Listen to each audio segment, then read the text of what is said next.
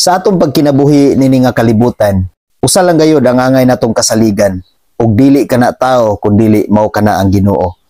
Ikaduhang Tesalonica 3, versikulo 3. Apan kasaligan ang Ginoo, lig-unon kamo niya og panalipdan gikan sa dautan. Wala gayoy laing kasaligan igsuon, dili ang tao kun dili ang Ginoo. Tungod kay ang Ginoo manalipod sa kanunay, sa kasakit, sa kalipay, ang Ginoo anaa kanunay. Panalipdan kita kanunay sa Ginoo sa tanang mata nga mahitabo sa tong kinabuhi, sa tanan nga mga kadautan sa tong kinabuhi. Na ang Dios sa kanunay nanalipod, na ang Dios sa kanunay nag-uban kanato, na ang Dios sa kanunay igsuon. Tungod kay ang Dios nasayod sa atong tagsa-tagsa ka kinabuhi. Ang Dios nasayod sa atong kasing-kasing.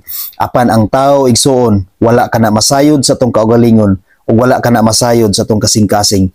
Apan ang tanan dayag diya sa Dios. Walay makalimbong diya sa Dios, walay makatago diya sa Dios, ug panalipdan taniya sa tanan nga kadautan na mahitabo sa atong kinabuhi. Maong igsuon, ayaw gayud pagsalig kung unsa ka karon. Kung unsa ang naa kanimo karon, ayaw gayud pagsalig niya na igsuon. Tungod kay kanang tanan dali lang na nga mawala. Dali lang na mga mahanaw. Apan ang Dios igsuon, kasaligan dili gayud kana mawala. Ang tanan igsuon posible nga maguba.